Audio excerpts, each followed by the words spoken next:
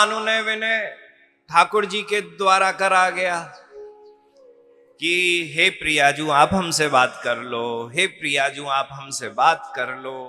परंतु प्रियाजू आज बोली हमें बात ही नहीं करनी है, चाहे कुछ हो जाए बात नहीं करनी है। ठाकुर जी बोले एक बार मिल ही लो।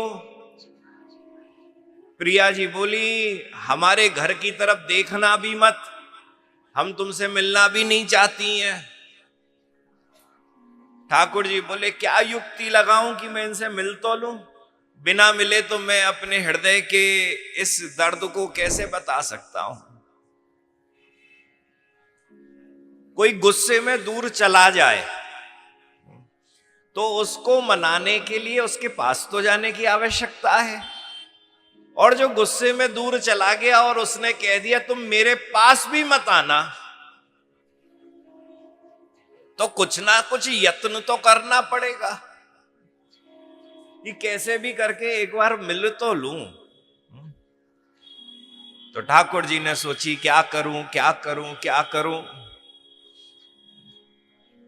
एक दिन मैया बाबा के कक्ष में गए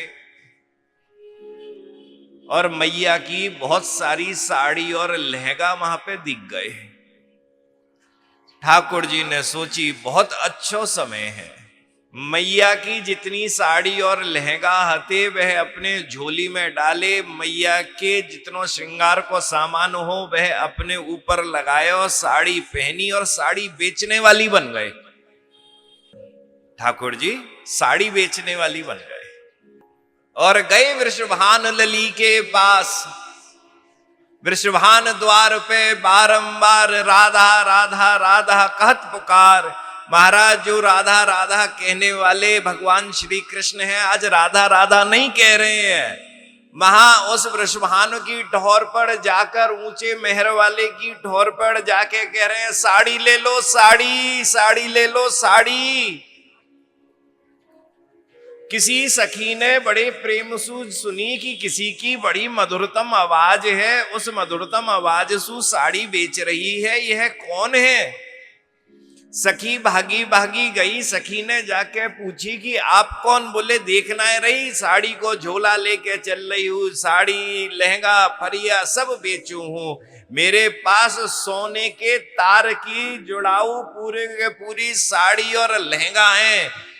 इस विश्व में किसी ने भी ऐसी साड़ी और लहंगा फरिया ना बनाए जो मेरे पास है। अच्छा, भागी भागी सखी गई प्रियाजू के पास। प्रियाजू के पास जाके कही प्रियाजू आज एक साड़ी बेचने वाली आई है, साड़ी से ज्यादा तो वो खूबसूरत लग रही है, पर उसके पास बड़ी रोचक रोचक साड़ियां हैं, एक बार देख तो लो, निहार तो लो, तुम्हें कुछ पसंद आ जाए। प्रियाजू ने सोची कि चलो गुस्से में तो हूं पर किसी दिन तो मनाने आएंगे, किसी दिन तो मैं मान को त्याग करूंगी और मान का त्याग करके ठाकुर जी के चित्त को आकर्षित करने के लिए अगर कोई नई साड़ी मुझे मिल जाए तो मैं उसे खरीदने में क्या हट जाए। यह भावसु सखी से कही, हे सखी जरा जा और जाके उस साड़ी बेचने वाली को बुला के लेके आ। साड़ी बेचने वाली आई, अंदर से बेचने वाला है, बाहर से बेचने वाली है। साड़ी बेचने आ गई। प्रिया जी बोली अरे तू तो बड़ी मनमोहिनी लगे, कहां की अप्सरा है, क्या यह अप्सराओं के वस्त्रों को लेके तू हमारे पास आई है। भले तुम देखो तो सही, अप्सरा का स्वर्ग में जिन देवियां जिन वस्त्रन को पहने, मैंने सिद्धि करी और सिद्धि के बाद उन देवियों के दर्शन करे, देवियों के दर्शन करके उनके वस्त्रों के दर्शन करे, और वस्त्रों के दर्शन करने के बाद फिर मैं उस कला में निपुण जीवन भर होती रही कि मैं उन देवियों जो जिस प्रकार के वस्त्रों को पहनती हैं उन वस्त्रों को बनाकर बेचूं। पर मेरी कला का कौन पारखी है। मैंने चहुओर जा जा के बोली, देखो यह वस्त्र तो ऐसे हैं जो स्वर्ग में देवियां पहनती हैं, पर कोई मेरी कला को नहीं जान पाया। तो कहीं से कान में यह शब्द पड़े कि कला की पंडिता अगर कोई है तो राधा रानी है। तो मैं आपकी ठौर पे आई हूं, देखो तो सही, साड़ी ले लो साड़ी। जब मन में ऐसी भी ना आ रही कि यशोदा जी की साड़ी लेके आया हूं, एक साड़ी भी ना मिली तो मैया पूछे कि मेरी साड़ी कहां है। साड़ी खोल के दिखा रही है। ठाकुर जी साड़ी, प्रियाजू साड़ियों का अवलोकन कर रही है। कैसी साड़ी, कैसी साड़ी, अरे वाह, बड़ी सुंदर साड़ी है तेरे पास। ऐसी साड़ियां कभी जीवन में नहीं देखी मैंने।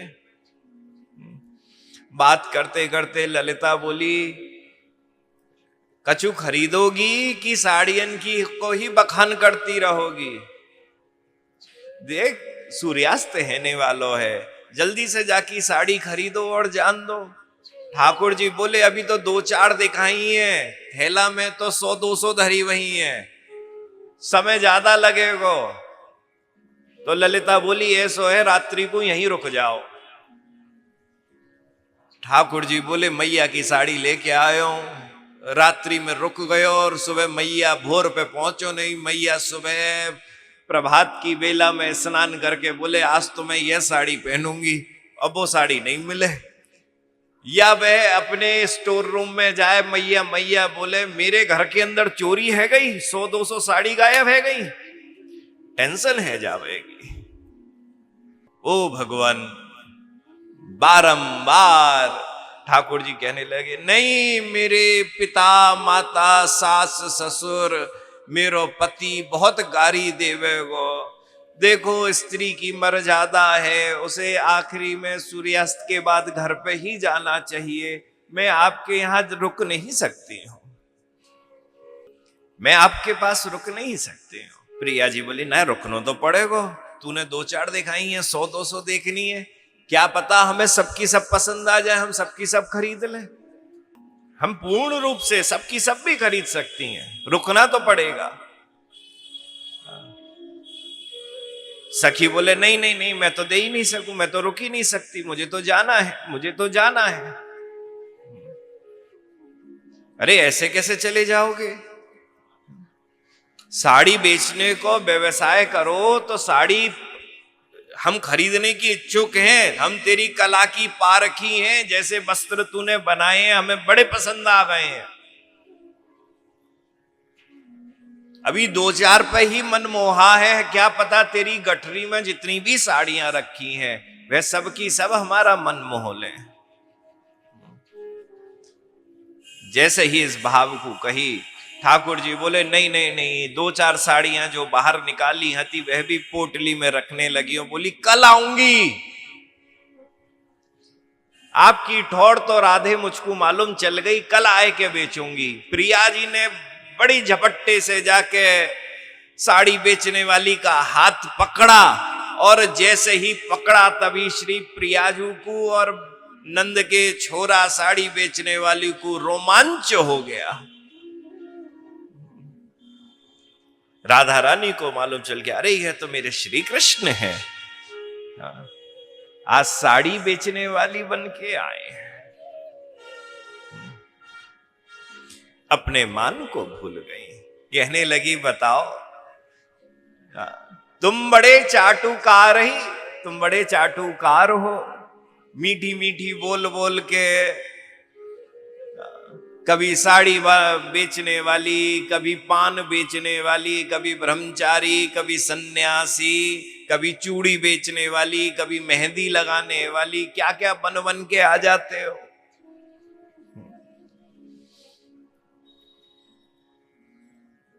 तो हर कला के अंदर पारंगत वह ठाकुर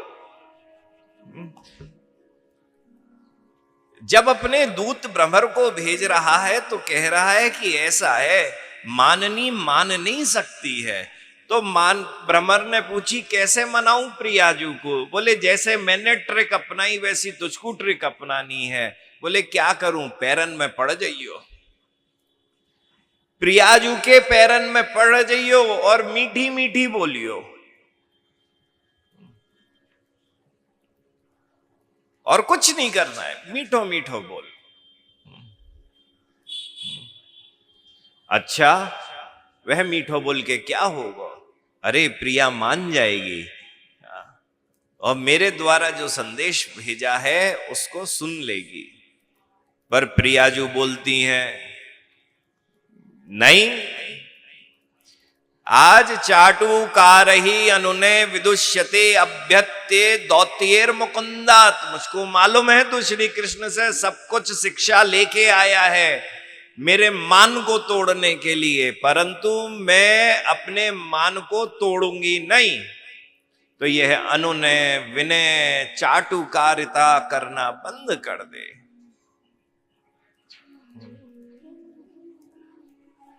मेरे पैरों में मत पड़।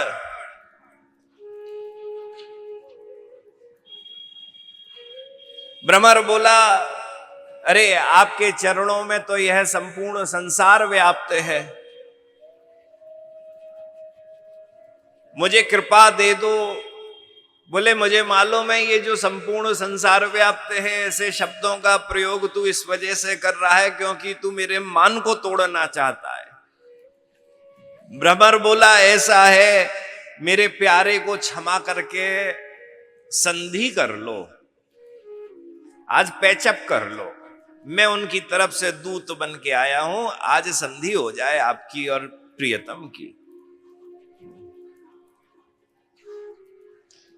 राधा रानी कहती हैं अकृत चेता,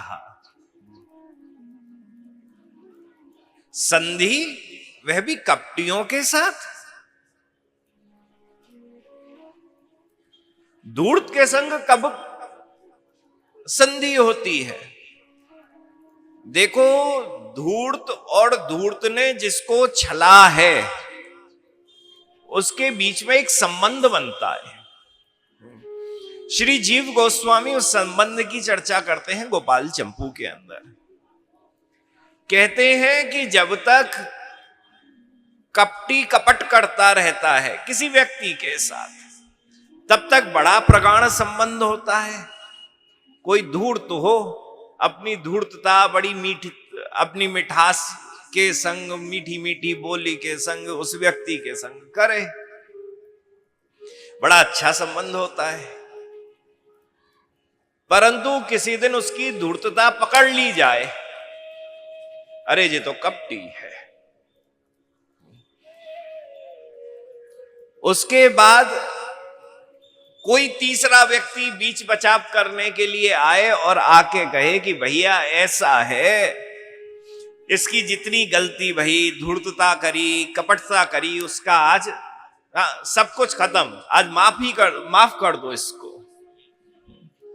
और जब इस बात को बोले तो जिसके ऊपर कपट हुआ है वे बोलेगा अच्छा चलो माफ तो कर देता हूं, परंतु इसके संग मुझे कोई संबंध नहीं रखना है। क्यों संबंध नहीं रखना है?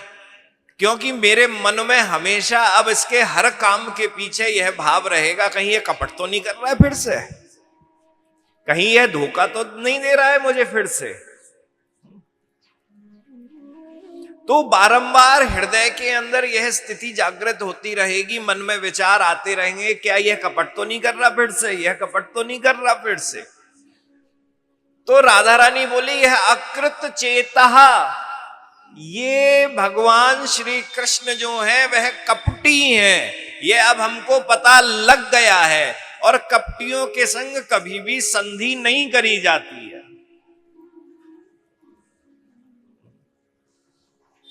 कपटी है, गारी दे सको तुम ठाकुर जी को, धूर्त है, कपटी है, ब्रज में संभव है, मर्यादा में संभव नहीं है।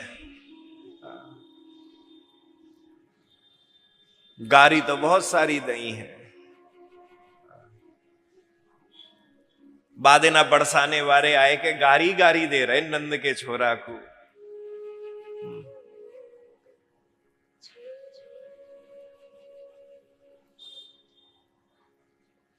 तेरी बुआ बिना पति की, तेरे दो दो बाप,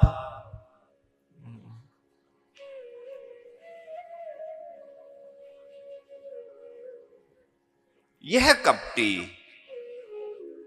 भ्रमर बोला देखो उनके चरित्र में तो नहीं है कपट करना,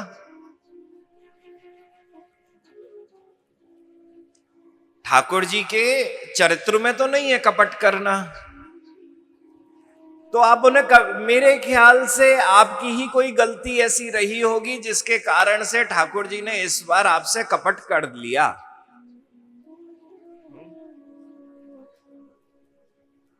आपकी गलती हुई होगी कुछ ना कुछ। ठाकुर जी कपटी हो सकते हैं क्या?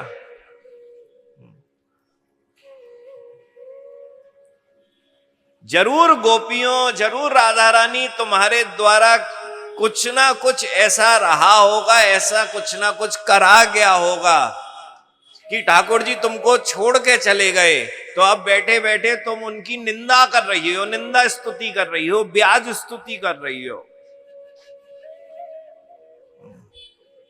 तब राधा रानी आगे कहती हैं भ्रमर गीत में,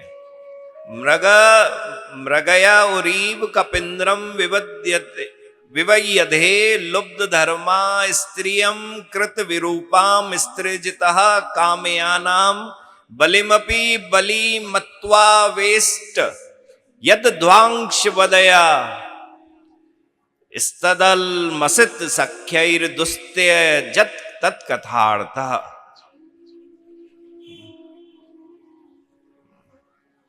नहीं, राधा रानी बोली यह इस बार पहली बार कपटी नहीं हुआ है, यह तो जन्म जन्मांतरों से कपटी है। भ्रमर ने पूछा कैसे? कहा मृग युरीव कपिंद्रम विवयधे लुब्ध धर्मा। अरे मैं कैसे समझाऊं तुझको, ये कितना बड़ा कपटी है। भ्रमर ने बोली एक बार कोशिश तो करो, मुझको बताओ, आपने कही कपटी है, जन्म जन्मांतर से कपटी है, तो बताओ उसने क्या कपट करा है। भगवान, उसने बाली को मारा।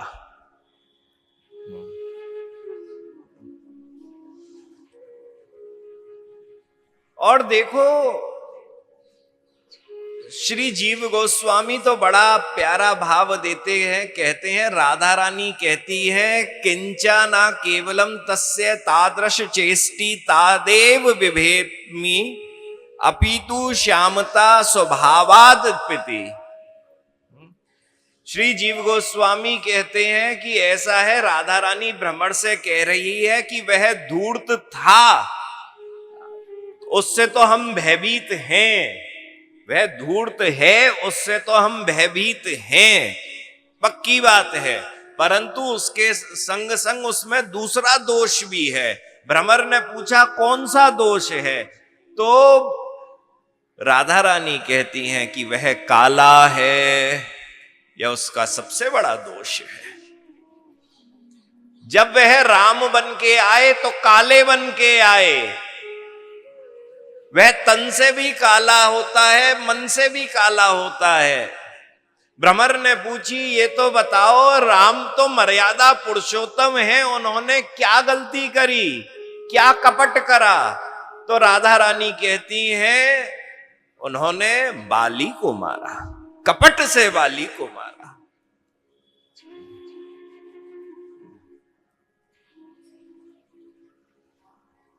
कपट से बाली। एक बड़ा बलशाली योद्धा हुआ करता था, किष्किंधा कांड वाल्मीकि रामायण में उसकी कथा है।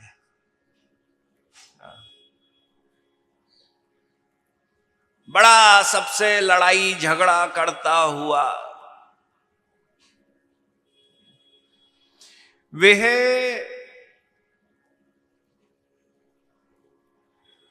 जब लड़ाई झगड़ा करा, शरीर गर्म तपने लगा, तो उस तपिश की शांति के लिए एक सरोवर था, उस सरोवर में जाके डुबकी लगाने के लिए पहुंच गया। वह सरोवर ब्रह्मा जी के स्वेद से बना हुआ था। स्वेद माने पसीना।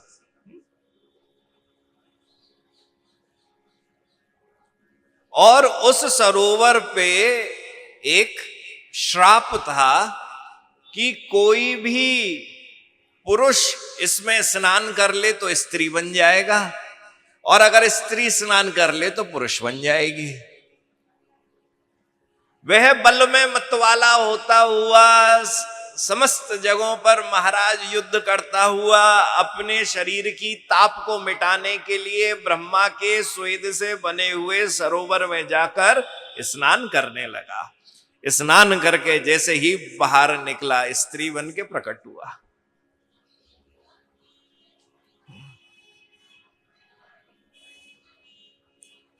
स्त्री बन के प्रकट हुआ और फिर इधर से उधर भागने लगा। एक दिन कहीं रमण करता हुआ, छुपता हुआ किसी वन में, वन प्रदेश में घूम रहा था। इतनी देर में वहां पर स्वर्ग के अधिपति इंद्र पहुंच गए, और इंद्र ने देखा, वाह, यह तो बड़ी सुंदरी है।